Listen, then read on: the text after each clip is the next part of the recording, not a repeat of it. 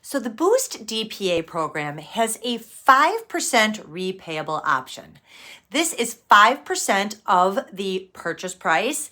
It is secondary financing, so it is a second lien on the home, which equals a 101.5% CLTV. So they're getting 101.5% CLTV financing.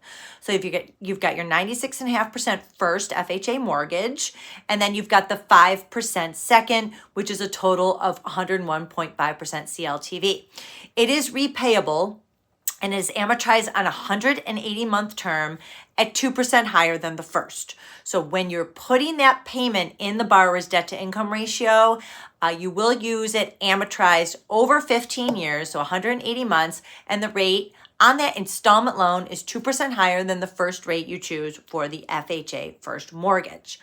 The 3.5% of that 5% goes to the borrower's minimum required investment per FHA guidelines.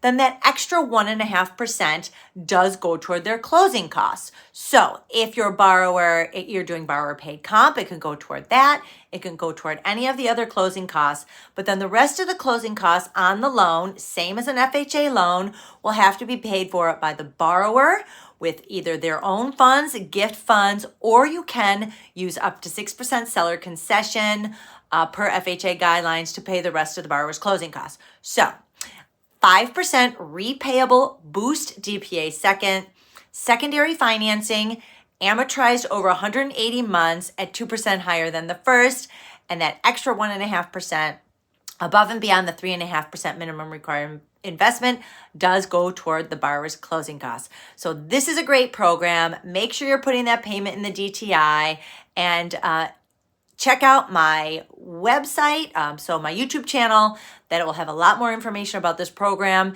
as well as my insiders group for mortgage professionals on Facebook. Find me there. Links are in bio.